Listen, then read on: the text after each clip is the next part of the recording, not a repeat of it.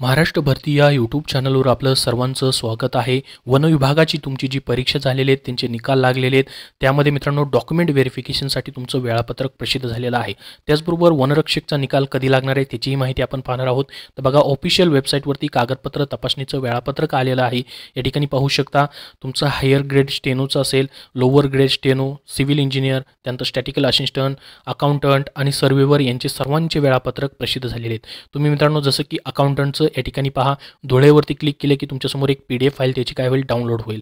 याच्यामध्ये तुमचं जर नाव असेल डॉक्युमेंट व्हेरिफिकेशनसाठी तर तुम्हाला एक वेळापत्रक त्यांनी दिलेलं आहे। त्या वेळापत्रकानुसार या ठिकाणी तुम्हाला डॉक्युमेंट व्हेरिफिकेशनला जायचं आहे।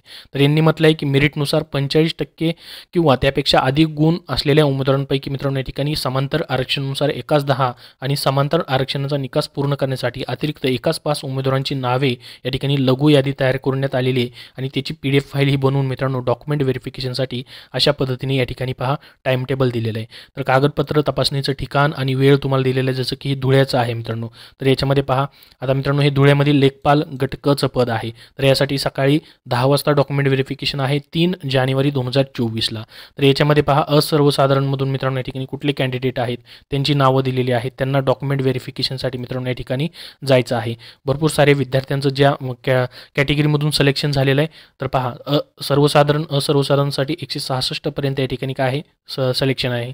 अराखीवमधून महिलांसाठी देखील मित्रांनो यादी लागलेली आहे। प्रत्येक ठिकाणची मित्रांनो या ठिकाणी अशा पद्धतीने यादी जी आहे ती लावण्यात आलेली आहे आणि त्यांचं डॉक्युमेंट व्हेरिफिकेशन होणार आहे। तर हे लेखपालचं आहे, 200 गुणांपैकी मित्रांनो या ठिकाणी असणार आहे। ज्यांची नावं आहेत मित्रांनो त्यांना डॉक्युमेंट व्हेरिफिकेशनला जायचं आहे आणि कुठले डॉक्युमेंट या ठिकाणी घेऊन जायचं आहे त्याची यादी देखील त्यांनी दिलेली आहे। पहा, ओळखपत्र, प्रवेशपत्र, त्यानंतर आदिवास प्रमाणपत्र, वयाचा पुरावा, शैक्षणिक अर्हता प्रमाणपत्रे असतील, त्याचबरोबर जात प्रमाणपत्र किंवा जात वैधता प्रमाणपत्र, नॉन क्रिमिनल प्रमाणपत्र, आर्थिकदृष्ट्या दुर्बल घटक प्रमाणपत्र, त्यानंतर संगणक अर्हता प्रमाणपत्र, लहान कुटुंबाचे प्रमाणपत्र, दिव्यांग प्रमाणपत्र, यापैकी तुम्ही जे सिलेक्ट केलेलं मित्रांनो ते तुम्हाला घेऊन जायचं आहे। तर याच्यासाठी मित्रांनो पासपोर्ट साईज रंगीत फोटो देखील तुम्हाला घेऊन जायचे डॉक्युमेंट व्हेरिफिकेशनसाठी। तर ही प्रत्येक डिस्ट्रिक्ट वाईज या ठिकाणी पहा अशा पद्धतीने डाउनलोड करण्यासाठी लिस्ट उपलब्ध झालेली आहे ऑफिशियल वेबसाईटवरती।